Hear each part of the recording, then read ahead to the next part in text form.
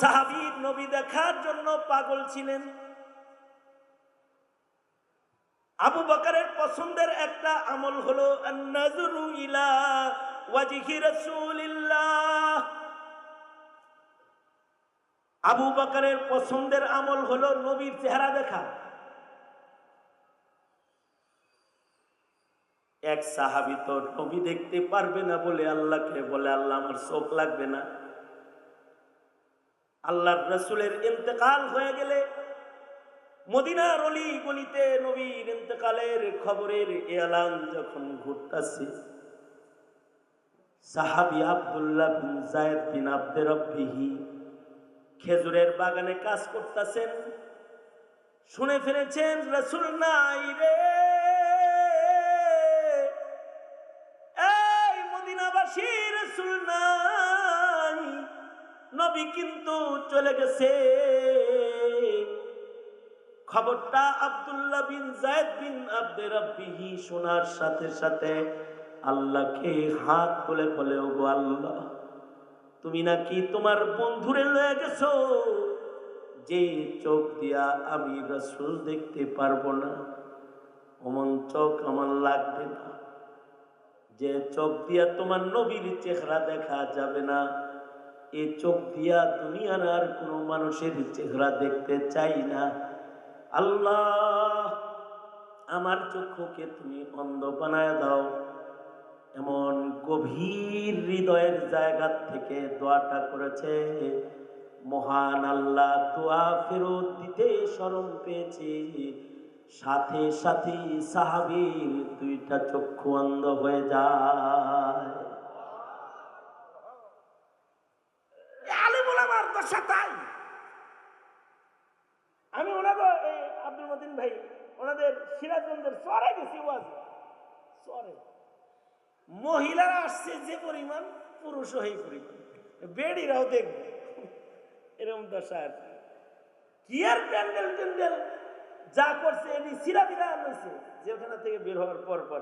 IB সাহেব jail থেকে আসছে, উনি তো মরে যাবে মনে করছিলাম। হ্যাঁ, এক নজর দেখলি গুনাহ হইব নাকি? হুজুরের লোকে কাইজা ঘরে গুনাহ হইব নাকি? এক বুড়া তো আমার কাছে আসছে ধাক্কায়, আমার গায়ে, এই মৌলবী, তোর লাগে মুসাফাও করা যাইব না নাকি? না মানে হেন মোয়া নাকা কারণ দেব আপনার লাগে, তোর তো না বুড়া। তা আমি এরে ধরছি, রাস্তা করো আইতে তো মোয়া নাকা করছি। তা আমাকে বলে, আমি আজ 30 বছর হয়ে যায় শহরে যাই না, লাঠি ভর দিয়া হাঁটিয়া চর অঞ্চলের এক বৃদ্ধ, আমি বুড়া মানুষ। আমার গ্রামের চতুর্দিকে নদী, শহরে যাওয়ার হাত পা আমার নাই। কিন্তু আমি রাত্রে যখন ঘুমাই তখন আমার নাতি নাতনিরা তোর ওয়াজটা ছেড়ে দেয়, এটা শুনি আর ঘুমাই। এই তুই জেলখানায় ছিলি, আমি গালেবান সেদিন বলেছে প্রায় 45টার উপরে, 39টা 45টা রোজা রাখছে সে আমার জন্য, আমি তোর জন্য রোজা রাখছি। আর আল্লাহরে বলছি, আল্লাহ অসুস্থ অবস্থায় যেন আইয়ুবী মরে না যায়। গ্রামের মানুষ তোরে দাওয়াত দিছে, আমি তো আর রসুল দেখি নাই, তুই না নায়েবে নবী, তুই তোরে দেখবো, একটু মুসাফা করুন না, এই কথা বলে কাঁদতেছে। আমি তখন চিন্তা করলাম, আমার মতো একটা আথুরি মৌলবী, আমাকে দেখার জন্য যদি একটা বৃদ্ধের হৃদয়ে এতটুকু প্রেম হয় যে তার চোখের পানি গড়ায় যায়, তাহলে রসুল দেখার জন্য, নবী দেখার জন্য সাহাবীর অবস্থা কি ছিল?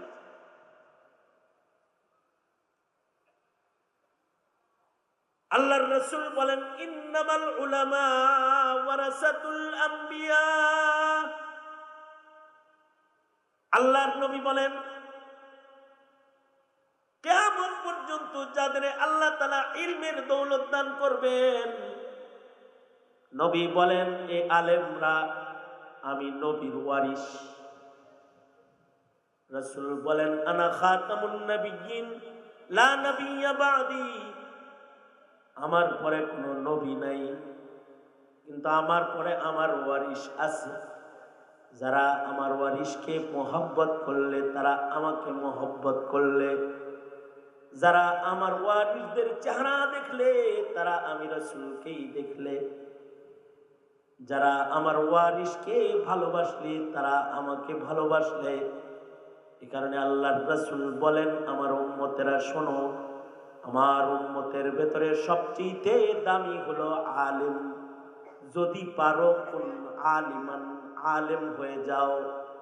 তা না পারো আলেমের সামনে বসে বসে দুই কথা শুই না তার ছাত্র হয়ে যাও। তাও যদি না পারো তাহলে তাকে সাহায্যকারী হয়ে যাও। তাও যদি না পারো দুশ্মনী কইরা জেলে বইরা মাইরো না, মুহিব্বান তাকে ভালোবাসনে ওয়ালা হয়ে যাও। যারা তাদেরকে ভালোবাসবে, রাসূল বলেন আল মারউ মা মান আহাব্বা। কেন আলেমকে ভালোবাসবে? আলেমে দ্বীনকে এজন্য ভালোবাসবে, আল্লাহ বলেছেন আলেমরা সবচেয়ে শ্রেষ্ঠ মুত্তাকি, ইন্নামা ইয়াখশাল্লাহা মিন ইবাদিহিল উলামা।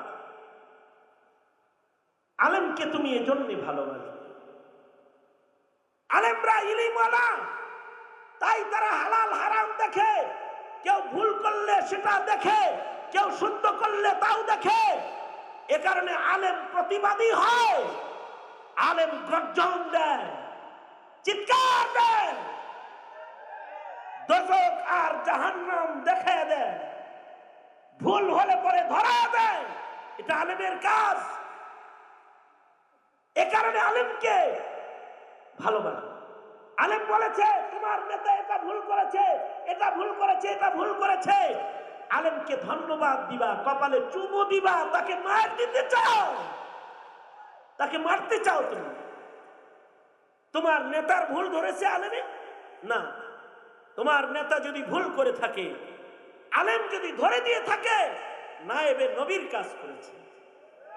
তাকে ধন্যবাদ দাও, তাকে বুকে নাও, তাকে চুমু খাও, তাকে ইজ্জত করো। কারণ এই জিম্মাদারিটাই নবীরা পালন করতেন। কিয়ামত পর্যন্ত এই জিম্মাদারি পালন করতে নবী আসবে না, আলেমরাই করবে। এই কারণেই জমানার আলেমদেরকে শাসকদের কাছে যুগে যুগে নির্যাতিত হতে হয়েছে। কারণ আলেমরা খালি সাদ সাহেবের ভুল ধরে নাই, আলেমরা খালি বেদাতির ভুল ধরে নাই, আলেমরা খালি নিজের মুসল্লিদের ভুল ধরে নাই। আলেমরা তাদের ইলমের মসনদে বসে যদি দেখে প্রধান উপদেষ্টা কোনো ভুল করেছে, আলেমরা সেটাও ধরায়া দিয়েছে। আলেমরা যখন দেখেছে শেখ হাসিনা ভুল করেছে, সেটাও দেখায়া দিয়েছে। আলেমরা দেখেছে বিচারপতি ভুল করেছে, ফতোয়ার বিরুদ্ধে কথা বলছে, ভুল ধরায়া দিয়েছে। ফতোয়া বিরোধী আন্দোলন হয়েছে, রক্ত ঝরেছে, রক্ত ঝরেছে একজন আলেমের কথায়। কারণ অন্যায়কে আলেম প্রতিষ্ঠিত হতে দেয় না। যেখানে অন্যায় দেখে সেখানে আলেম গর্জন দিয়ে দাঁড়িয়ে যায়। এটা এই জাতির এই গর্জন, এটা ইলমের অর্জন, ইলমের অর্জন, ইলমের অর্জন। এটা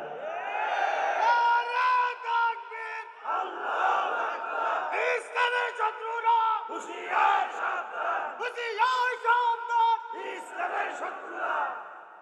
কারণ আলেমরাই তো ভুল ধরবে। আলেম যদি ভুল ধরে, আলেমের উপরে রাগ করতে নাই। আলেমরে তুমি জিগাইবা। মাওলানা ইলিয়াস রাহমাতুল্লাহ আলাইহি বলেছেন, তোমরা আলেমদেরকে বলবা আমাদের কোনো ভুল হলে তোমরা ধরায় দাও, আপনারা ধরায় দেন। এটা বলবা যে পাবলিক করো, রাজনীতি করো, যে যাই করো, আলেম তোমার ভুল ধরার ক্ষমতা রাখে, তার কাছে ইলিম আছে তাই। কারণ তোমার কাছে ইলিম নাই। ইলম এটা ভিন্ন জিনিস। ইলমের দ্বারাই হালাল হারাম বোঝা যায়। এ কারণে ইলম যদি তবলিগে যায় 6 কথাও কেউ শিখে, তাও তার ভুল কমে যায়। কিন্তু এই ইলম যার থাকে না, ও যদি ডক্টরেট ডিগ্রি নিয়ে ঢাকা বিশ্ববিদ্যালয়ের ভিসির চেয়ারেও বসে যায়, ইলম শূন্যতার কারণে ওইটা কাটটা একটা নাস্তিক নাস্তিক নাস্তিক হয়ে যায়, নাস্তিক হয়ে যায়। সূক্ষ্ম দৃষ্টিকোণ থেকে তাকিয়ে দেখো আলেমের সম্মানকে, সূক্ষ্ম দৃষ্টিকোণ থেকে তাকিয়ে দেখো। সবচেয়ে বড় কথা হইল যুগে যুগে আলেমদের দোয়াই কবুল হয়। এ কারণে ইমানদাররা দোয়া লইতে আলেম তলবে এলেমের কাছেই চলে যায়। কথা বলেন না কেন? আওয়াজ করে বলেন না কেন? জোরে আওয়াজ করে বলেন না কেন? এই গ্রামে গ্রামে মোল্লা ডাই কেন আলেমদেরকে? কি লেগা? হুজুর একটু দোয়া করে দেন। কারণ আলেমরা হামালাতুল কোরআন, কোরআনের বাহক হওয়ার কারণে তাদের দোয়া কবুল। আল্লাহু আকবার, জোরে করে বলো, তাদের দোয়া কবুল। একমাত্র সমাজ ইলমি সমাজ, আলেম সমাজ, একমাত্র সমাজ আলেম সমাজ যাদের রিজিকের চিন্তা তারা করে না। কি খাবে, কই খাবে, কোত্থেকে খাবে, তারা জানে তাদের রিজিক দিবে আল্লাহ। একমাত্র সমাজ। আজ পর্যন্ত তোমরা পাও নাই কোন আলেম না খেয়ে মারা গেছে? পাও নাই। খাদ্যের অভাবে ভিক্ষা করছে? পাও না।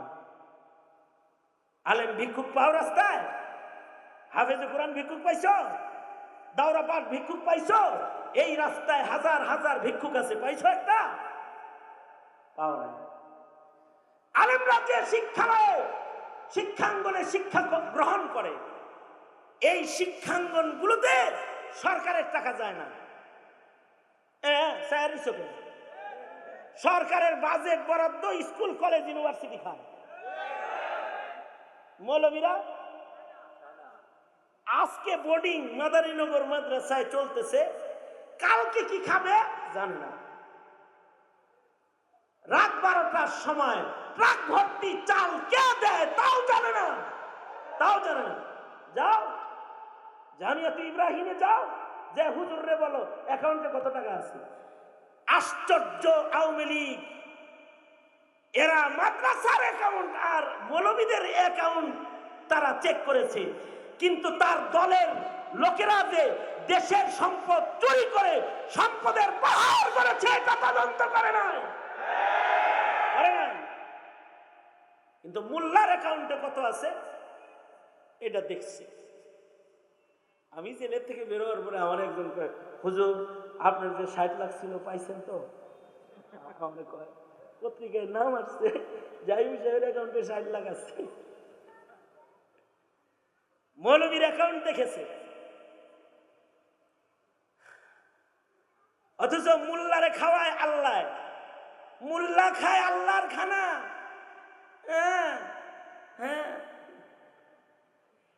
এই দেশে আর কোন মৌলবী সার্টিফিকেট দিয়ে চলে না, সার্টিফিকেট দিয়ে চলে না। তারা ইজ্জত পায় তাদের তাকওয়ার কারণে পেয়ে যায়। শেখ আব্দুল মালিক হাফিজাহুল্লাহ বাইতুল মুকাররমের খতিব হয়েছেন। রাআইতু বিআইনাইয়া, আমি আমার চোখে দেখেছি। উনি যখন সৌদি আরব থেকে শেখ আব্দুল ফাত্তাহ আবু গুদ্দা রাহমাতুল্লাহ আলাইহির কাছে লেখাপড়া শেষ করে বাংলাদেশে আসলেন, উনি সরে সরে আমি দেখছি, এই চোখ দিয়ে দেখছি, উনি লিখতেন, এই লিখে দাও না, লিখে দিতাম। তো উনি লিখতেন, নিচ দিয়ে লিখতেন, লিখে দিতেন, হয়েছে নি হয়েছে। এই সেদিনের কথা এগুলো। বাংলা লেখা শিখেছেন পরে, এবং উনি তাকরীর করতেন আরবিতে উর্দুতে। উনার ছাত্ররা ওটাকে বাংলা করে তারপরে পাবলিশ করত। সেই অবিসংবাদিত ব্যক্তিত্ব আজ জাতির মসজিদের জাতির মিম্বরে বসেছে। সার্টিফিকেট দিয়ে নয়, আল্লাহর দেয়া সম্মান। এটি ইলমের সম্মান, ইলমের সম্মান। ইলমের সম্মান, ইলম ভিন্ন জিনিস। এই কারণে সনদ নিয়েও তো মাথা ব্যথা আমাদের ছিল না। তবে তারপরেও সনদের জন্য আন্দোলন শেখুল হাদিস আল্লামা আজিজুল হক করেছেন, মুফতি আমিনী রহমতুল্লাহ করেছেন, শেখুল ইসলাম আল্লামা আহমদ শফি রহমতুল্লাহ আলাইহি এই আন্দোলন সফল করে সফলতার একটি জায়গা তিনি ছিনিয়ে এনেছেন। এক পর্যায়ে তিনি ছিনিয়েই এনেছেন। কি জন্য ছিনিয়ে এনেছেন? কোটা দখল করার লেগা, চাকরি পাওয়ার লেগা না, চাকরি পাওয়ার জন্য না। তোমরা যারা মৌলবীদেরকে অশিক্ষিত মনে করো, এই কাগজটা দিয়ে তোমাদের সামনে দাঁড়ানোর জন্য আমরাও লিস্টেড শিক্ষিত, বাস এতটুকুন তোমাদের জানানোর জন্য। কারণ তোমরা এত মূর্খ, তোমরা আলেমের কাছে যে শিক্ষা আছে কিছু তাও জানো না, এটা জানো না। অথচ মৌলবীর কাছে যা আছে তোমার পেটে পালাইলে তা বের হবে না। তুমি তো সূরা ফাতিহা পড়তে পারো না, সূরা ফাতিহা পড়তে পারো না। ধন্যবাদ জানাই ওই গোষ্ঠীকে যারা আলেমের ইলমের মূল্য দেয়া যায়, দিতে হবে। এটা আল্লাহর পছন্দ, এটা নবীর পছন্দ। কারণ ইলিম থাকলে হালাল হারাম টিকে থাকবে। যেদিন ইলিম থাকবে না সেদিন জমিনে হালাল হারাম থাকবে না। আল্লাহ পাক একদল মানুষ এরকম রাখবেন যারা নিজের সর্বস্ব ত্যাগ করে ইলিমের খেদমত করেই যাবে। তাদের রাজাকার বললেও তারা করবে, তাদের জঙ্গি বললেও তারা করবে, তাদের সন্ত্রাসী বললেও তারা করবে, তাদের মধ্যযুগী বলে গালি দিলেও তারা এই কাজ করেই যাবে, করেই যাবে। প্রয়োজনে সব ছাড়বে, কিন্তু ইলিম ছাড়বে না। তারা একটা দল থাকবে, কারণ তারা নায়েবে নবী, এবং তাদের সম্মান আল্লাহর কাছে আছে। যুগে যুগে তাদের রিজিকও আল্লাহই ব্যবস্থা করবে। মিশরে 4 মুহাদ্দিস ছিল, নাম মুহাম্মদ। 4 জনের নাম মুহাম্মদ।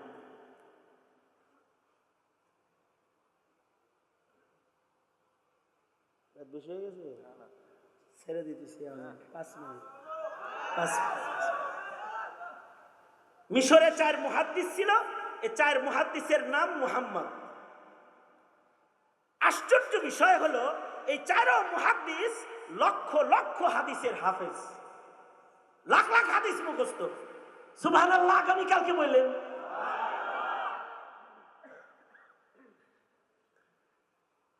এরা পণ করলো, এই 4 জনে পণ করলো। আমাদের সিনার ইলিম লয়ে যদি আমরা কবরে চলে যাই তাহলে ইলিম দাফন হয়ে যাবে। আর যদি আমাদের সিনার ইলিমগুলো কাগজে লেখা যায় তাহলে প্রজন্মের মানুষ আমাদের ইলমের দ্বারায় উপকৃত হবে, রাসূল চিনবে, নবীর আমানত নবীর উম্মতের কাছে পৌঁছানো হবে।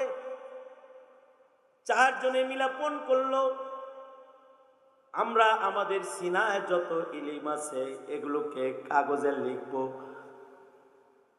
নবীর উম্মতের কাছে এটাকে পৌঁছায় দেব। কোথায় গিয়ে লিখব? মিশরের পাহাড়ি এলাকার নিরিবিলি জায়গায় তারা যে একটা ঘর বানাইছে, 4 জন সেখানে বসে বসে নবীর হাদিস লেখা শুরু করেছে। আগের জমানা বাবা, কাগজ কলম ছিল না, কষ্ট করে কাগজ জোগাইতে হতো, কষ্ট করে কালি জোগাইতে হতো। বাপ দাদাদের মুখে আমরা গল্প শুনেছি, কচু পাতার ভিতরে অনেকে লেখা পড়ছে, গাছের পাতার ভেতরে মানুষ একে ঝুঁকে অঙ্ক শিখছে। কাগজের এত অভাব ছিল, স্বাধীনতার পরের কথাই এটা। তাইলে সেটা যদি 1200 বছর আগে হয় তাইলে কাগজের কত অভাব? কাগজ তো তখন একেবারেই অভাব। কলমেরও বাঁশের কলম দিয়ে লিখতে হইত। একটা কিতাব লিখতে বছর লেগে যেত। ওই সময় মুহাদ্দিসরা ইমাম বুখারী রহমাতুল্লাহ আলাইহি বুখারী শরীফ লিখছে। সিনা ইলম তো ছিল লাখ লাখ, তার থেকে কয়েক হাজার মাত্র লিখছে, কারণ এত কাগজ কলম ছিল না তখন। এই 4 মুহাদ্দিস নিয়ত করেছে তাদের সিনার ইলম লিখবে। বসে বসে লিখতেছে ঠিক, কিন্তু খাওন দাওন যা ছিল টাকা পয়সা সব শেষ হয়ে গেছে কয়দিন পরে।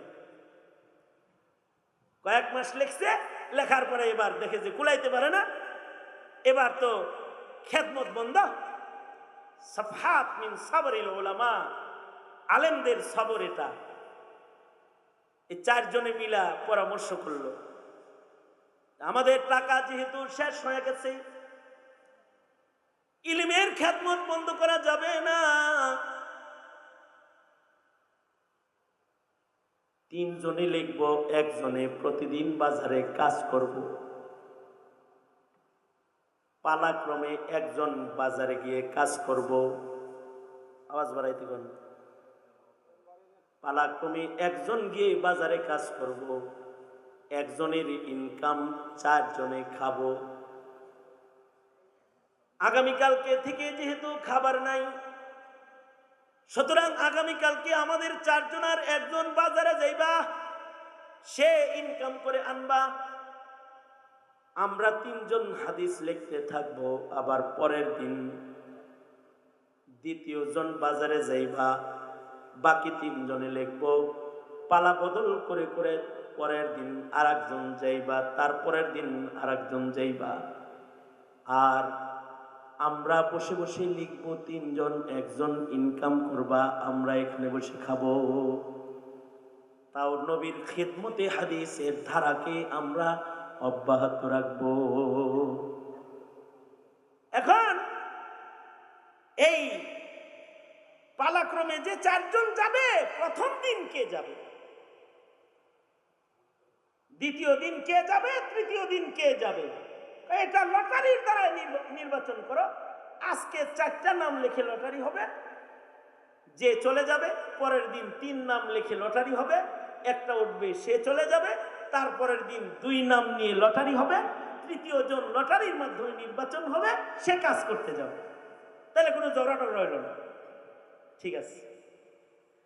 প্রথম দিন লটারি করা হলো 4 জনের মধ্যে। এই লটারির ভেতরে 4 জনের প্রথম নাম যার উঠলো, তিনি হলেন মুহাম্মদ বিন নাসির, হাফিজুল হাদিস মুহাম্মদ বিন নাসির রহমাতুল্লাহি আলাইহি, যার লক্ষ লক্ষ হাদিস মুখস্থ ছিল। উনার নাম লটারিতে উঠছে। উনি বাজারে কুলি করে কাজ কইরা খানা নিয়ে আইব, আর এরা 3 জন বয়ে বয়ে লিখবে। লটারির পরে এবার সন্ধ্যা রাতে সবাই শুয়ে পড়ছি। এই তাড়াতাড়ি শুয়ে যাও, সকাল বেলায় মুহাম্মদ বিন নাসির বাজারে যাবে, আর আমরা লেখালেখি করব। ফজরের সময় সবাই উঠেছে, তাহাজ্জুদ পড়েছে, ফজরের নামাজ পড়েছে, ইশরাকের নামাজ পড়ে 3 জন কাগজ কলম লইয়া বসে গেছে। মুহাম্মদ বিন নাসিরকে বলে, যাও তুমি বাজারে যাও। এরা 3 জন রাত্রে ঘুমাইলেও মুহাম্মদ বিন নাসির রাত্রে ঘুমায় নাই। কারণ তার টেনশন হলো, আমি যদি কাজ না পাই তাহলে আমার ভাইরা না খায়া থাকবে। কারণ আমি প্রথম কাজে যাইতাছি, ভালো মহাজন পাইলে অল্প মেহনতে টাকা বেশি পাবো, বন্ধুদের খাবার ভালো হবে। আর যদি জটিল মেজাজের একটা মহাজন যদি মিলে সারাদিন কাজ করে বলে দিবে যে 2 দিন পরে টাকা নিও, তাহলে আমার কারণে আমার বন্ধুরা না খায়া থাকবে। সুতরাং রাতের বেলায় দোয়া করতেছে, ওগো আল্লাহ, আমি কাজ করব, কিন্তু রিজিক কিন্তু আমার কাজের মাধ্যমে আরো 3 জনের। ওগো মালিক, তুমি তো রাজ্জাক, আমার জন্য বাজারে সহজ একটা উত্তম কাজ তুমি সকাল বেলায় রেডি করে দিও। সালাতুল হাজত পরে মুহাম্মদ বিন নাসির দোয়া করেছে। সকাল বেলায় ইশরাকের নামাজ পড়া তিন মুহাম্মাদে হাদিস লেখা শুরু করেছে। আর মুহাম্মদ বিন নাসির তিনি বাজারের দিকে রওনা করেছে। রাস্তা চলতেছে, বাজারের দিকে যাইতেছে, আর দেখতে পায় যে একটা কাফেলা, উটের পিঠে খাবার ভর্তি একটা কাফেলা আসতেছে। সামনের দিকে আসলে মুহাম্মদ বিন নাসিরের সাথে দেখা। কি তোমার নাম? কই থেকে আসলে? কই যাও? আমরা ভেতরে এই জঙ্গলে আমরা নিরিবিলি জায়গায় থাকি, আমার নাম মুহাম্মদ বিন নাসির। কই যাও? বাজারে যাই, কাজ করার জন্য যাই, খাবার আনতে যাই। কাফেলার সর্দার বলে, আরে তোমাগরেই তো আমি তালাশ করতেছি, তুমি তো এক মুহাম্মদ, আর তিন মুহাম্মদ কই? নবীর পিতা তিনজন কই? বাকি তিনজন নবীর হাদিস লিখতেছে, বসে চিনলাম না। আগন্তুক বলে, আমি এই মিশরের বাদশাহ আহমদ। রাতের বেলায় মুহাম্মাদুর রাসূলুল্লাহ সাল্লাল্লাহু আলাইহি ওয়াসাল্লাম স্বপ্নযোগে আমাকে আদেশ করেছে, এই আহমদ, তোর রাজ্যে আমার নায়েব চারজন আমার হাদিস লেখে, তাদের খাদ্য সংকট। মনে রাখবি, আমার নায়েব যদি তোর বাজারে কুলিগিরি করে, ময়দানে মাহশারে কিন্তু তোকে আসামি করে দাঁড় করাবো। চলো যাই মুহাম্মদ, তোমার কাজ করা তোমার কাম না, তোমার কাজ হলো খিদমত। তুমি ইলমের খিদমত করবা, আর আমরা তোমার খিদমত করব। এই ধারাবাহিকতাই আজও চলছে। কোন মৌলবী কামলা না, মৌলবী মসজিদে নামাজ পড়ায়, তোমার টাকার কেনা কামলা না। সে তোমার সন্তানকে হাদিস পড়ায়, তোমার ছেলে মেয়েকে দিন বুঝায়, তোমার সমাজের মুসল্লিদেরকে শুক্রবারে দিনই ব্রিফিং দেয়। সে করে খিদমত, আর তোমরা করো মৌলবীর খিদমত। এই খিদমত করতে যায়া আবার কেউ কেউ এসে মৌলবীর সাথে হদ্দারি করো। তোমার কপাল পুরা, তুমি আলেমের সম্মান বুঝো না। আলেমরা যদি এই খিদমত না করে, তাহলে তোমার দেশ, তোমার দেশের মুসলমান ধর্মশূন্য হয়ে যে এক বৈরাগী ভাব ধরছে, ট্রান্সজেন্ডার, ডারউইন আর গোমাতার শিক্ষা নিয়ে তারা যে বৈরাগী মুসলমান হওয়া শুরু করেছে, কয়দিন পরে জানাজা পড়ানোর মানুষ খুঁজে পাবে না। এরা খেদমত করে বিধায় তোমার বিবাহের খুতবা চলে, তোমার জানাজা চলে। সুতরাং এই আলেম সমাজ কারোর কর্মচারী নয়, টাকার বেতন দেওয়া কর্মচারী নয়। বেতন তুমি দাও, এটা তোমার খেদমত, দায়িত্ব তোমার। তুমি এ দায়িত্ব আদায় না করলে ময়দানে মাহশারে নবীর শাফাআত পাবা না।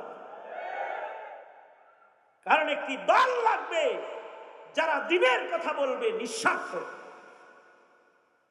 মুহতারাম হাজরিন, বুঝে থাকলে এবার বলেন, আলেমের কাছে ইলম আছে, আলেম যেখানে আছে হালাল সেখানে আছে, আলেম যেখানে আছে ইনসাফ সেখানে আছে, আলেম যেখানে আছে জায়েজ সেখানে আছে। সুতরাং আলেম উলামা যেখানে, আমরা আছি সেখানে। আমি বলবো আলেম উলামা যেখানে, আর আপনারা বলবেন আমরা আছি। আলেম উলামা যেখানে, কোরআন সুন্নাহ যেখানে, আলেম উলামা নাই যেখানে, হাত তুলে কোন আলেম উলামা নাই যেখানে, আলেম নাই যেখানে, আলেম উলামা যেখানে। ঠিক কিনা জোরে আওয়াজ করে বলেন। সুতরাং আলেম যেই খানকায় আছে, আলেমরা যে খানকায় ওইখানকায় আছি, আলেমরা যেই তবলিগে আছে আমরা ওই তবলিগে। এই জোরে বলেন, আওয়াজ করে জোরে বলেন, জোরে আওয়াজ করে বলেন। আলেমরা যেই নেতার সমর্থন করবে তারাই এই 17 কোটি মুসলমানের সংসদে সংসদ সদস্য হিসাবে যেতে পারবে। আলেমদের সমর্থন না নিয়ে ভবিষ্যতে শাহজালালের সংসদে কাউকে যেতে দেওয়া হবে না, কাউকে যেতে দেওয়া হবে না।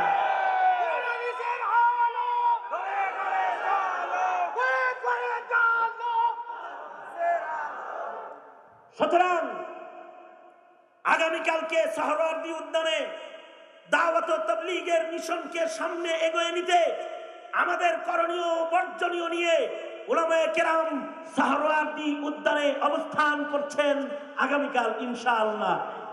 মুবাল্লিগ হযরত এবং মুসলমান দ্বীন দরদিরা আপনারা আলেমদের সাথে আছেন তো ইনশাআল্লাহ? আল্লাহ তাআলা আমাদেরকে কবুল আর মঞ্জুর করুক, জোরে বলেন আমিন। ধন্যবাদ জানাই ইকরামুল উম্মাহ ফাউন্ডেশন, তারা আমার কাছে গিয়েছে, আমার মাদ্রাসা পর্যন্ত গিয়েছে। আমার ভাই ফারুকী সাহেব, আব্দুল মতিন সাহেব, আপনাদের এলাকার বাসিন্দা যারা, তাদেরকে সাথে নিয়ে গেছে। তাদের দাওয়াতে ইতিপূর্বেও এসেছি, আজও এসেছি। সত্য তিতা তিতা লাগে, কোন সত্য কথা যদি তিতা লেগে থাকে আফওয়ান, সরি, মাফ করে দিবেন। আর যা মিঠা মিঠা বলেছি, বুঝার মতো বলেছি, বুঝেছেন, আমল করবেন ইনশাআল্লাহ। জোর করে বলেন। মনে রাখবেন একটা কথা, কারণ সত্য কথায় মৌলবীরা নড়ে চড়ে না। মনে রাখবেন একটা কথা, যারা দেশ চালান, রাজনীতি করেন, তাদেরকে বলছি, এই মৌলবীরা হয়তো শহীদ নয়তো গাজী, এদের সাথে মারামারি করে কোনো লাভ নাই, এটা মাথায় রেখে চলবেন। এই দেশ উলামায়ে কেরামের দেশ, 17 কোটি মুসলমানের দেশ, তাদের ম্যান্ডেট নিয়েই চলতে হবে। আল্লাহ তাআলা তৌফিক দান করুন, আওয়াজ করে বলেন আমিন। কারণ আমরা আমাদের দেশকে শাহবাগী নাস্তিকদের কাছে মর্গেজ দিব না, মর্গেজ দিব না, আমরা দেব না। এই দেশকে শাহবাগীদের কাছে মর্গেজ দেব না। আল্লাহ তাআলা আমাদেরকে বুঝার তৌফিক দান করেন, আমিন। ইকরামুল ফাউন্ডেশন, উম্মাহ ফাউন্ডেশনকে আল্লাহ কবুল করেন। এই তুষারধারার এলাকার আলেম প্রিয় যুব সমাজ, হীরাখণ্ড যারা, ওদেরকে আল্লাহ তাআলা দ্বীনের মধ্যে মুজাহিদ করে কবুল করেন, আমিন বলেন।